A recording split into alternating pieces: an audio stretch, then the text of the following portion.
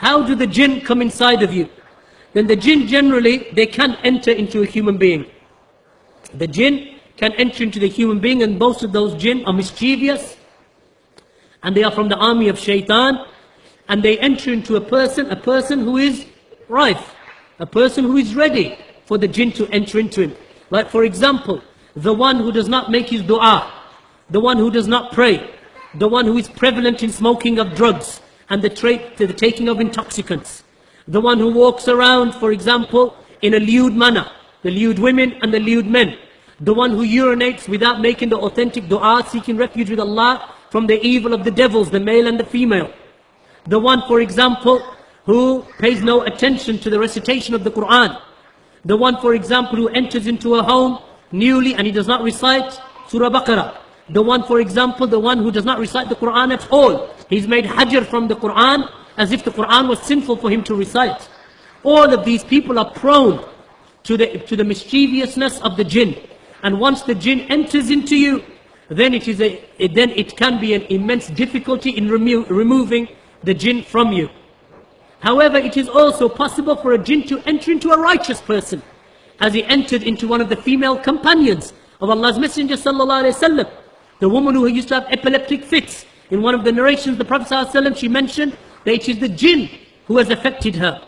So she was touched by the jinn.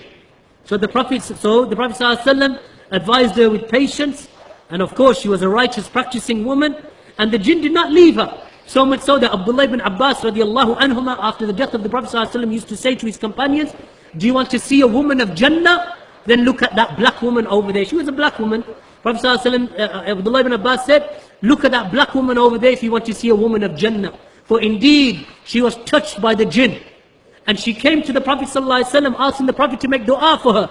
The Prophet ﷺ said, I can make dua for you, but it is better if you are patient. So then she decided to be patient. So the jinn can sometimes enter into a righteous person, but the righteous person does not give up his piety and his righteousness and his striving just because he's been affected by jinn. The jinn can be removed by ruqyah. And the ruqyah is begun and is done by the person himself to begin with. I.e., as Ibn Qayyim mentioned, that the Quran is a ruqyah. The Quran is a cure for the possession of jinn and for magic and so on. So many of the people, they recite the Quran and the jinn does not leave them. They recite the Quran and the magic does not leave them. And then they say, I recited but it didn't work. No. As Ibn Qayyim mentions, that the sword is sharp, yet the arm is weak. The sword is sharp, but the arm is weak. The Quran is not weak.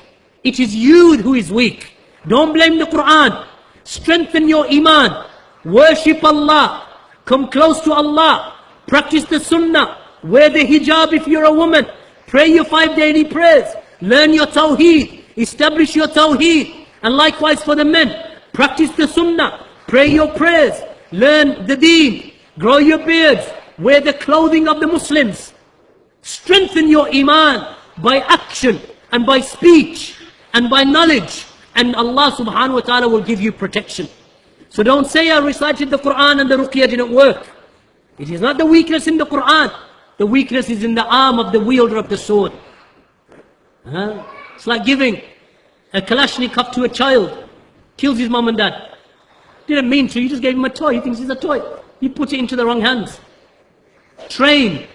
That if a person is trained upon the Quran, that he trusts in the Quran, so much so that Ibn Qayyim rahimahullah ta'ala mentioned, he said that when you look at the tib, when you look at the medicine of the doctors of the dunya, and you look at the medicine of revelation of the kitab and the sunnah, he said there is no competition between the two.